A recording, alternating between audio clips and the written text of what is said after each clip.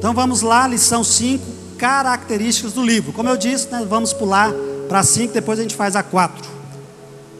Apocalipse é um relato único, cujas características devem ser observadas.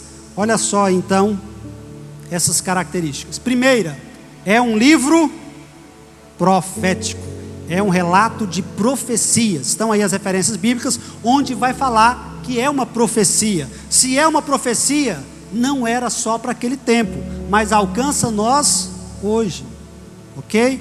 É uma profecia, e como eu disse, no meu entendimento, no entendimento de muitos, é a maior profecia do mundo, né? Nostradamus fez muitas vaticinações, profecias, mas ele fez 5.000 e acertou as 200 ou 100, não sei, estou jogando assim por alto. Mas Apocalipse, tudo o que fala vai acontecer, como Jesus em Mateus 24, o chamado sermão profético.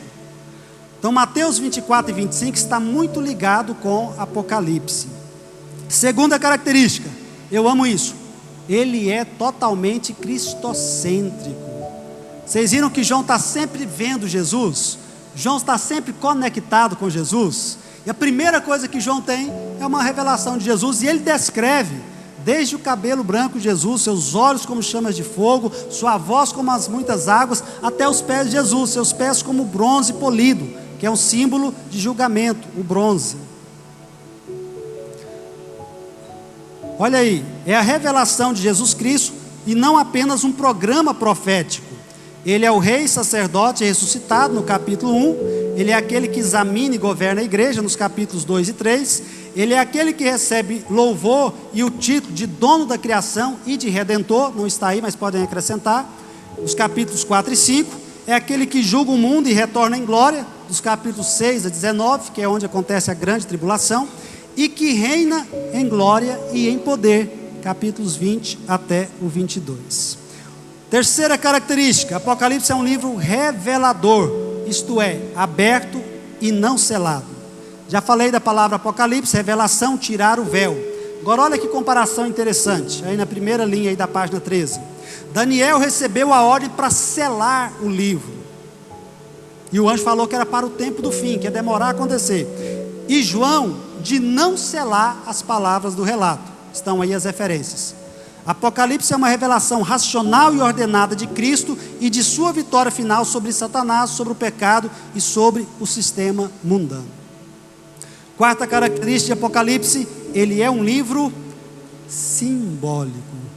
Alguns falam de 30 símbolos, outros falam de mais de 1.000 símbolos, de 3.000 símbolos, dependendo da escola de interpretação. Para os idealistas, por exemplo, tudo é símbolo, duas testemunhas, etc. Agora olha lá, vamos lá, a frase Deus lhe deu para mostrar, do versículo 1, capítulo 1, verso 1, sugere o uso de sinais e símbolos na transmissão da mensagem. Alguns são explicados, como nós já vimos, Jesus explicando o que significavam as 7 estrelas e os 7 candelabros. Outros não são explicados, como lá no capítulo 4 e no capítulo 11, mas explicam-se ainda outros, por meio de referências com paralelos ao Antigo Testamento. Já falei um pouco sobre isso. Esse simbolismo espiritual era claro para os cristãos que recebiam o relato, mas não para os perseguidores romanos. Talvez alguém pergunte, por que Apocalipse tem tanto símbolo? Está aqui uma resposta. Porque os cristãos entenderiam claramente, mas os perseguidores romanos não. Tenha em mente que os símbolos se referem a realidades. Por exemplo, uma bandeira testemunha a existência de uma nação. Em Apocalipse 1, 12 e 16, que é o retrato de Cristo, não é literal. Cada coisa ali, espada, os olhos como chamas de fogo, são símbolos que transmitem uma verdade espiritual sobre ele. Por exemplo, o que significa os olhos como chamas de fogo? Fogo é julgamento, olhos vê, serve para ver. E aí Apocalipse vai ser um livro de julgamento pelos olhos do Senhor que tudo vê e que julga corretamente, né? João fala, né? A sua voz era como a voz de muitas águas. Então, algo forte. E assim vai cada coisa com seu símbolo. Já falei aí, alguns falam de mais de 3.000 símbolos. 5.5, quinta característica: é um livro fundamentado no Antigo Testamento. Quantos versículos tem Apocalipse? 400 e... Quantos estão falando do Antigo Testamento de forma direta? 278. É um livro cheio da palavra de Deus, por assim dizer. Calcula-se que Apocalipse faça mais de 500 referências ao Antigo Testamento. Os livros mais citados, como já falei: Salmos, Daniel, Zacarias, Gênesis, Isaías, Jeremias, Ezequiel, Joel. Ok.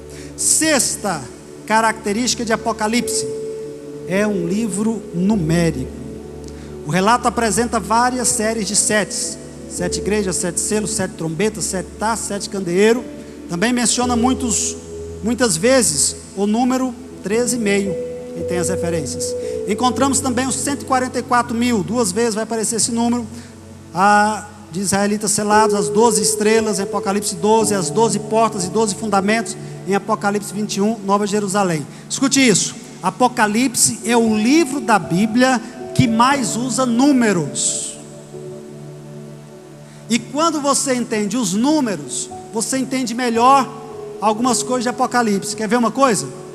Apocalipse 5 fala que, João fala assim: então eu ouvi o cordeiro, e ele tinha 7 chifres e 7 olhos, que são 7 Espíritos de Deus enviados por toda a terra. O 7 3 vezes em apenas um versículo. Agora, o que quer dizer isso, 7 olhos? O que vocês acham em Apocalipse? 7 olhos, o que significa? 7 dias, a irmã sugeriu ali 7 dias. O que significa esses 7 olhos de Jesus aqui?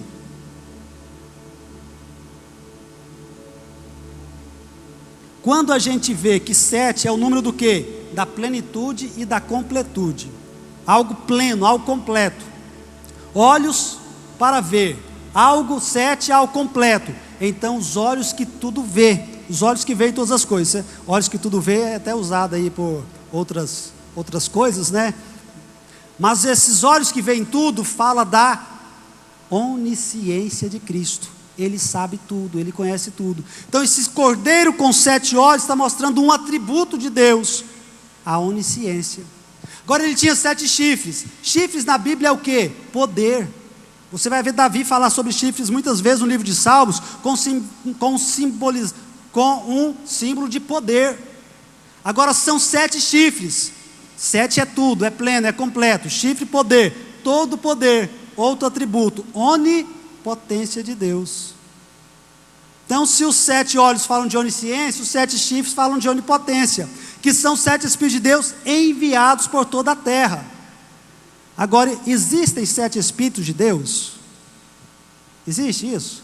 Será que são 7 Espíritos Santos? Não tem nenhum estudioso sério do Apocalipse que vai dizer que existem 7 Espíritos Santos. Mas nós já sabemos que o 7 quer dizer algo completo e pleno, e está por toda a terra. Então, o Espírito Santo na plenitude, enchendo toda a terra. Outro atributo de Deus: onipresença. Então, 7 chifres, onipotência. 7 olhos, onisciência. 7 Espíritos de Deus por toda a terra, onipresença. 3 poderosas qualidades de Deus em um só versículo, quando você aprende os números e os símbolos. Aí fica mais fácil entender. Aí por que fala 7 igrejas? Jesus queria deixar uma mensagem só para aquelas 7 igrejas, ou para todas as igrejas do mundo, de todos os tempos? Para todas as igrejas. O 7 não quer dizer plenitude? Então, para todas as igrejas, ok? Já falei que ele é o mais numérico, então, de toda a Bíblia. 7 características de Apocalipse: ele é universal. João vai falar muito sobre tribos, povos, nações e línguas, várias vezes. O Apocalipse foca o mundo todo. João vê povos, nações e línguas, e esse relato apresenta o julgamento do mundo por Deus e sua criação de um novo mundo para seu povo. 8ª característica: ele é revelador da majestade divina. Lembra que eu falei que a palavra trono aparece 42 vezes? O trono de Deus, a majestade de Deus. Algumas vezes fala do trono da besta, mas poucas vezes falando sobre trono da besta. Mas na maioria o trono de Cristo, o trono de Deus. ele é revelador dessa majestade divina. O relato menciona 44 vezes, ou 42, depende da tradução, a palavra trono, 37 vezes a palavra rei, ou reino, ou reinar, o verbo reinar, e 40 vezes poder e autoridade. Nós vemos Cristo como soberano do universo que governa de seu trono celestial. É um relato da majestade de Deus, da grandiosidade, que aquele que está no trono nunca cederá seu lugar para outro. Dele ele não se ausenta. Alguém disse algo bonito: o túmulo está vazio, a cruz está vazia, mas o trono não está vazio. Nona e penúltima característica de Apocalipse: ele é solidário e empático. João está sofrendo, ele fala: eu sou companheiro de vocês nos sofrimentos e nas aflições. Em vez dele falar: eu, o grande apóstolo, eu, o último sobrevivente dos apóstolos, eu, o todo-poderoso apóstolo, como alguns hoje querem falar, às vezes, né, parecida semelhantemente. Não, ele fala: eu, João, companheiro de vocês nas aflições. Eu estou aqui desterrado nessa ilha de Patmos.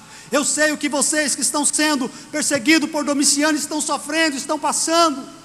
Então é um livro empático.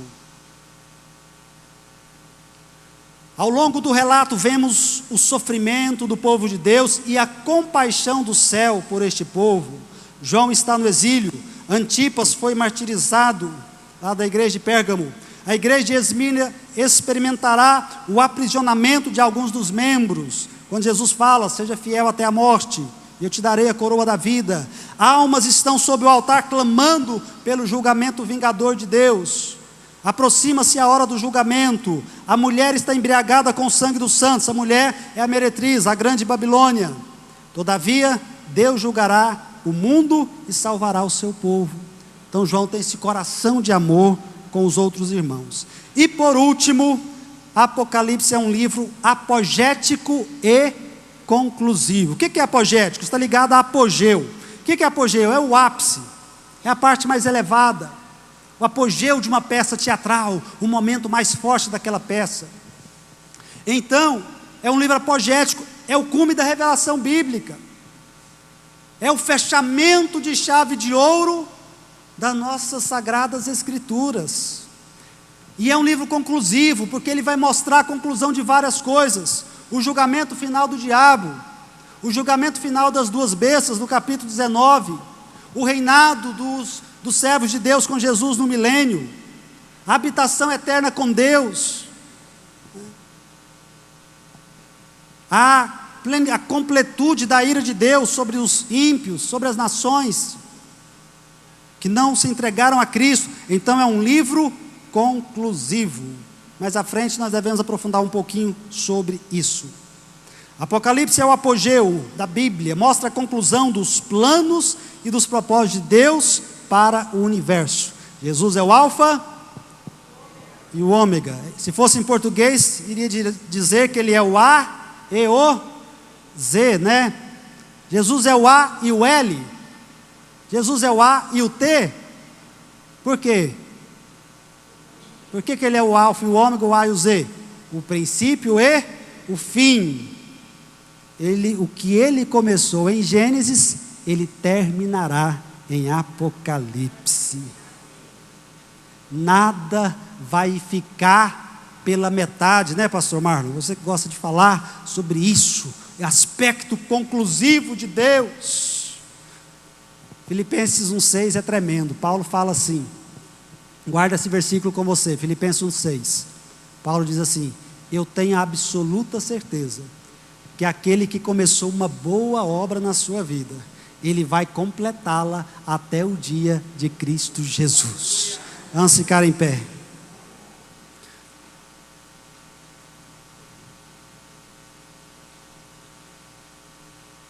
Nivaldo, pode concluir aqui, por favor, Nivaldo. Irmãos, eu orei, o pastor Lucimar deu uma palavra,